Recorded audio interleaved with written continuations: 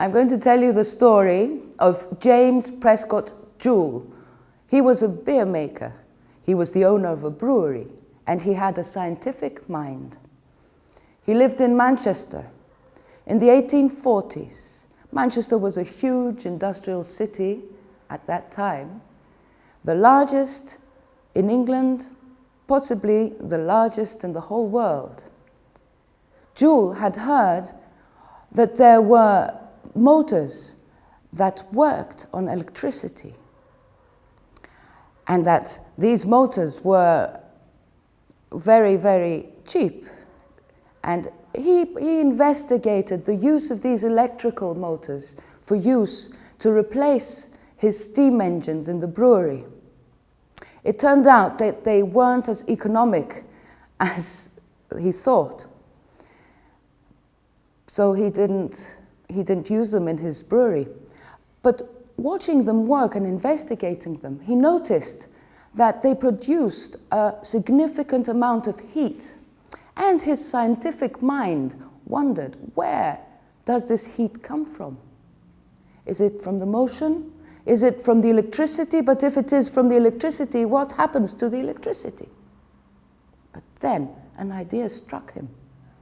Could it be that there is a relationship in the amount of heat produced from the amount of work? This idea interested him very much, so he sat around looking for a way to find out if it was true and prove it. Since he worked in a brewery, his mind turned to what he had around him.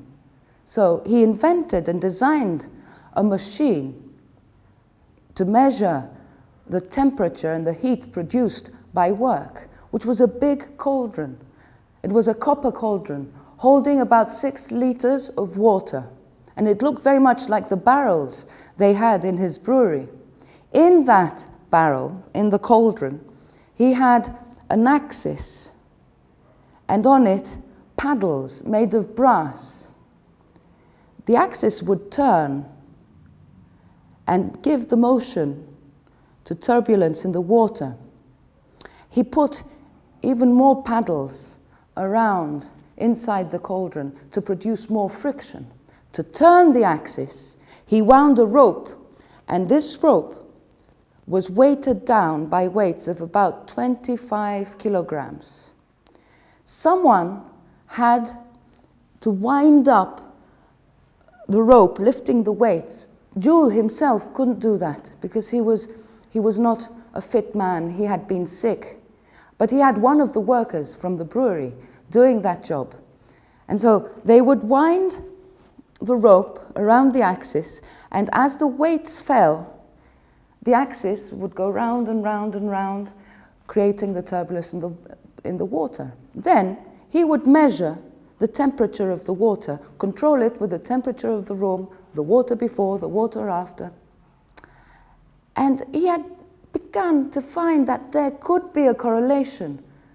And he had presented his findings to the local association, the local scientific association. But they weren't interested at all. Actually, they were very indifferent. They didn't even critique or criticize his work, even though his results were inconclusive.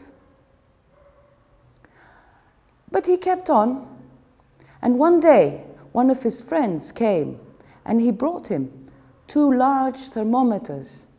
The difference between these thermometers and the thermometers Joule had in his brewery was that these were very, very precise in their readings. And using these thermometers, he managed to prove experimentally that there is a correlation, that the amount of heat produced is analogous to the amount of work. Finally, the scientific community noticed his work. And not only did they notice his work, but they gave him the honor of being the first man to have the unit of heat measured given his name even while he was still alive.